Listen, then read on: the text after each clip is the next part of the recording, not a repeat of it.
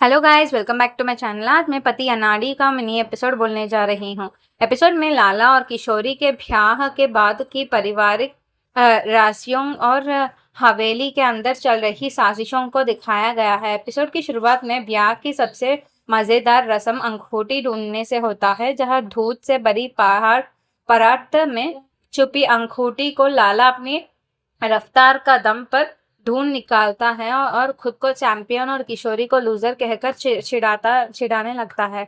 इसके बाद किशोरी के सामने पहली रसोई की सबसे बड़ी चुनौती आती है, जहां घर का रिवाज निभाने के लिए वो मथुरा का मशहूर लाला मिष्टान बंदर की शान यानी पेड़े बनाने का फैसला करती है। किशोरी का हाथों के स्वाद मंजारी के लिए एक बड़ा खतरा बन जाता है, क्योंकि उसे डर है कि अगर किसी ने उससे बेहतर पेड़े बना दिया तो घर में उसका रुतबा खत्म हो जाएगा। अपनी हार और बेइज्जती के डर से मंजारी एक घिनौनी चाल चलती है और सबके छकने से पहले ही किशोरी के असली पेड़ों को बदलकर अपने पेड़े वहां रख देती है, जिससे सबके सामने किशोरी के पेड़ों को एवरेज और स्वादहीन ठहराया जाता है। साजा के तौर पर माँ फैसला सुनाती है कि आज के बाद किशोरी हवेली में कभी पेड़े नहीं बनाएगी, जिससे किशोरी बेहद महसूस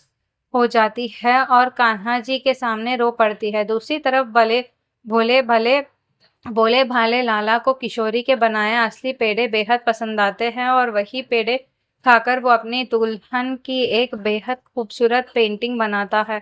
हवेली में तब नया हंगामा खड़ा होता है जब एक परिवार का सदस्य किशोरी को झूठी कहता है, जिससे गुस्से में आकर लाला उसकी पिटाई कर देता है और कहता है कि उसने अपनी आंखों से अपनी लाली को पेड़े बनाते देखा है।